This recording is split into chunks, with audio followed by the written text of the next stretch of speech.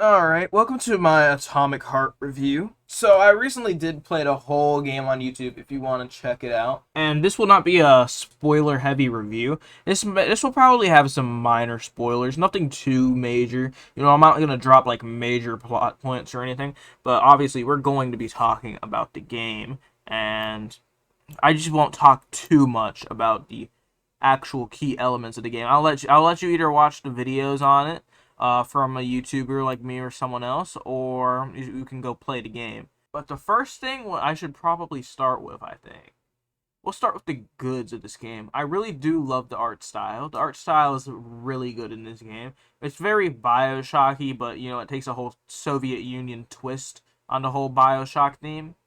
Definitely it's 1950s, 1960s futuristic kind of themed.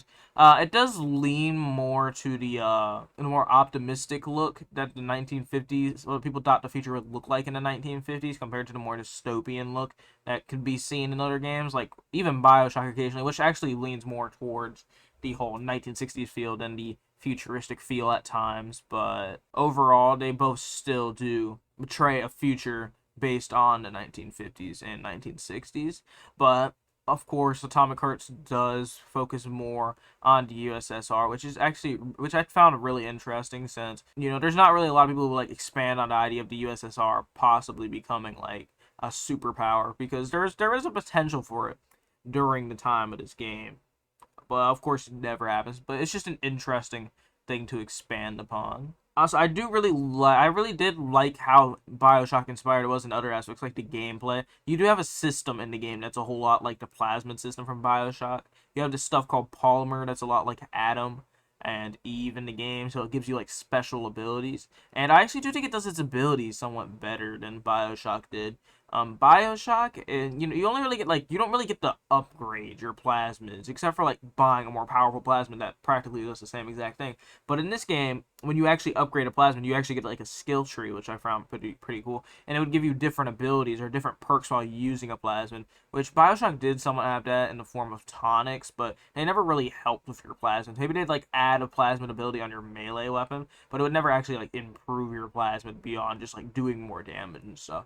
And the closest thing we actually got to that was in Bioshock Infinite, when you were actually able to like change your plasmid into basically a different one that had some of the same abilities, but like was slightly different. But it still was technically just like a different plasmid, so you never really got to like upgrade your plasmid stack gun. Another good thing, you have a skill tree for your weapons, which of course you can obviously upgrade in something else like Bioshock. I will be comparing to Bioshock a lot here, considering that Bioshock is the main inspiration for this game. Your ability to upgrade weapons, you can do it a lot more in Bioshock. You actually get like different levels to your upgrades. Like, so if you upgrade like the barrel or something, you might have like another upgrade after that you could buy. You could spend your points on and upgrade that gun even further. You have a lot of melees. This Bioshock has never really been a melee based game, which I found pretty cool. And you could also upgrade your melees, which was nice. And so there was a lot you could do with the weapons. A lot of interesting weapons too, like weapons like charge weapons. Weapons that actually need ammo. I don't even think I found around half the weapon blueprints in this game. So there is a lot to do even after you're done with the game. I'm sure there's some kind of new game plus option I didn't look at, or you could like potentially like look around more to actually find these other blueprints, which I never took the time to do, since I obviously wanted to finish the game so I could eventually make a review. Um, but there is just like a lot in here when you're talking about like combat.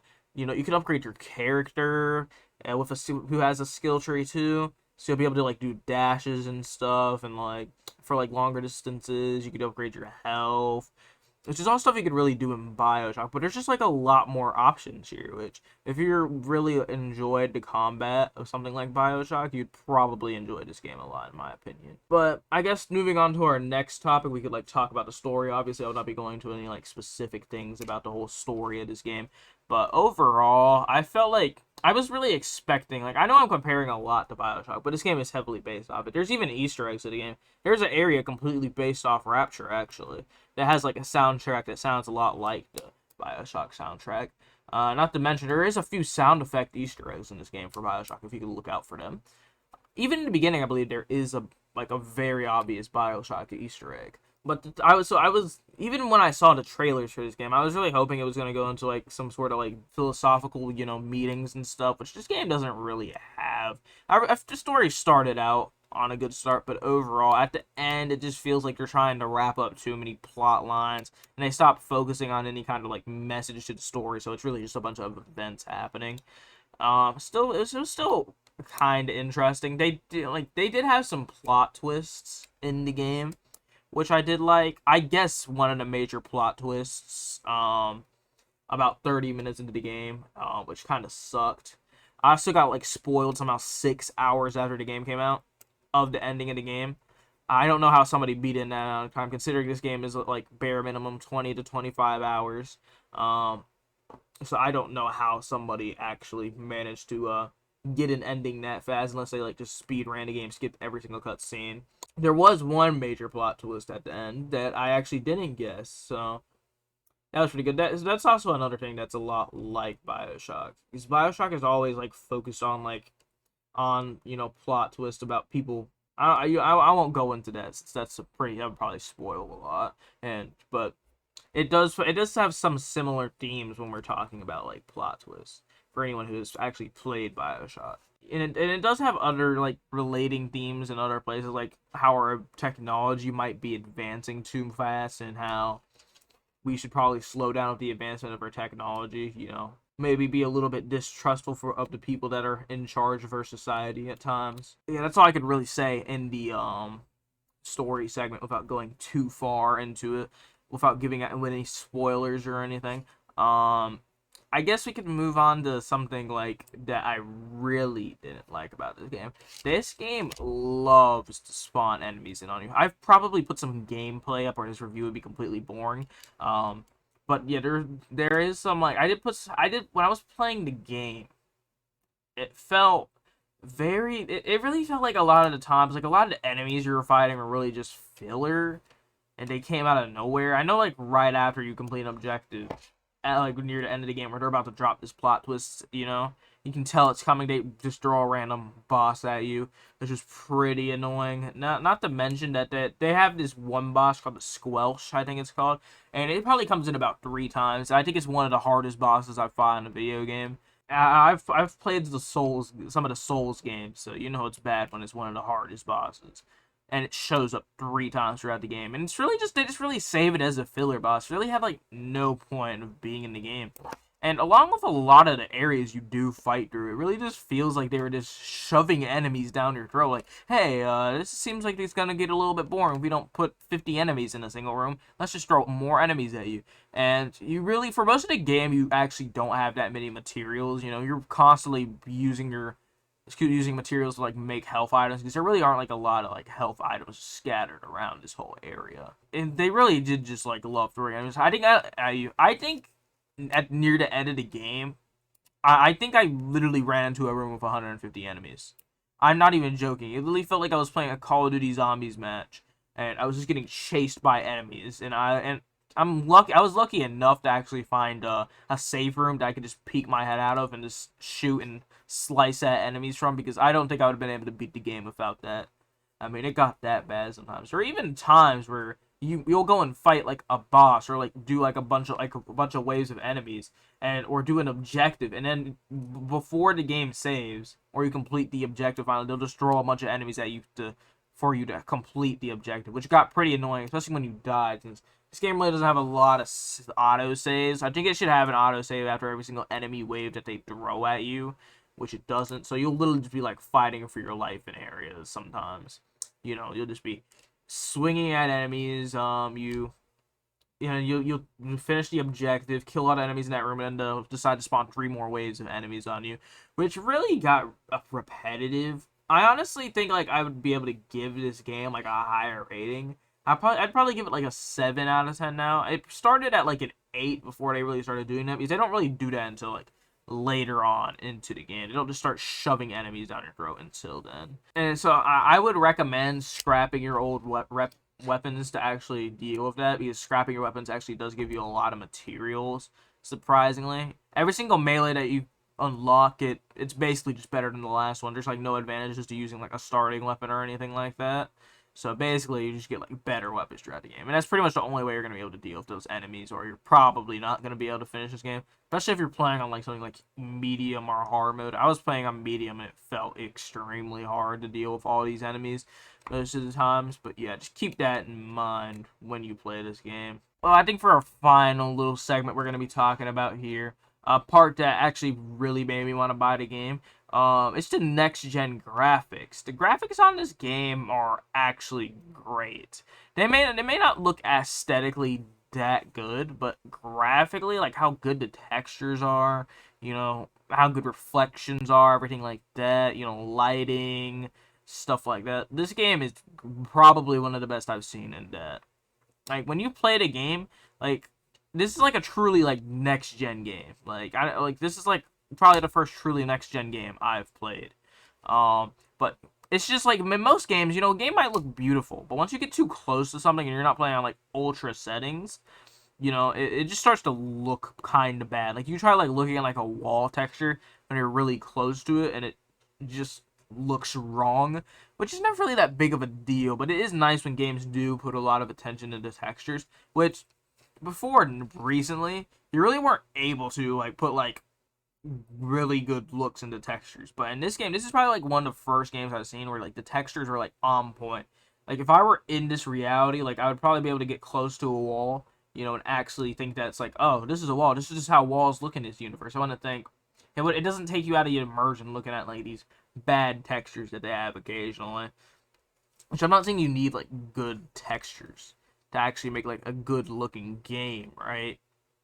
Like there are still some great looking games that don't have good textures, but this just takes it to another level with how like detailed stuff is in that regard. Like everything looks like an actual surface. Like nothing looks, Play-Doh-y when you get close to it. Stretched out. Just low poly. Like everything looks really good in this game, and even from afar, it can make things like look really realistic at times, which is always great to see in a video game. And it's nice that I kind of took it to the next level with making the textures and stuff that good. Like I said, reflections are really good, which looks really nice on the robots, considering that most of the enemies you're going to find in this game are machines. And honestly, and with the aesthetic they went with, like everything's really shiny, so like the reflections and stuff are like really pretty, right? And just like I said with like the lighting, everything just like the lighting goes so well with everything in this game, and just like the game is so optimistic looking, right? So I like the shadows that they have. They're not like there's not like too much or too little. Very vibrant, colorful game, which makes it look really good. So yeah, graphically, I thought this was like a great game. I think it's like 10 out of 10 graphically. And I don't think there's like any game. I think there are games that technically look better, but I don't think anything can compare to it in like what it went for. Showing this like 1950s based future in a optimistic way. Like I don't think any other game could do it better than Atomic Heart did in like the current year.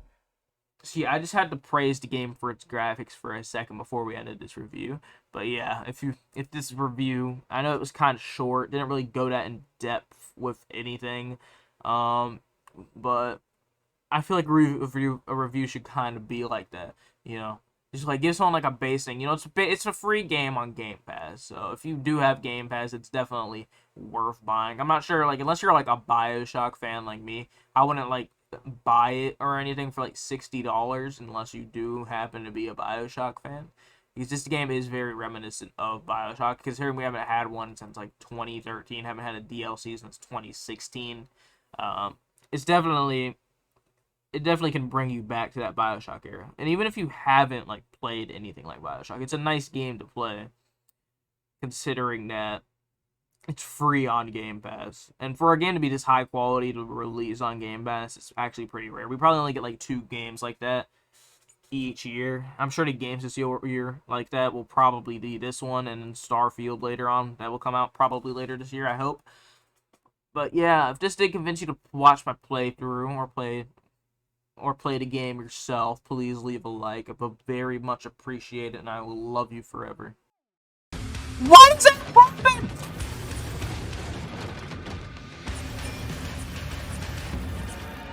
I can't even shoot. Like, what am I supposed to do?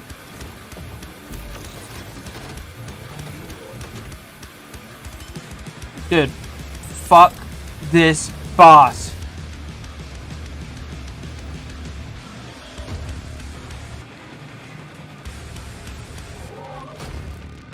Fuck you.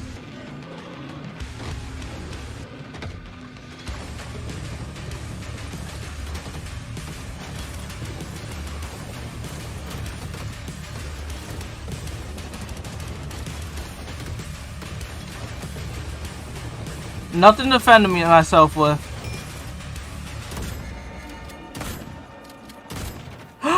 Yay. We did it!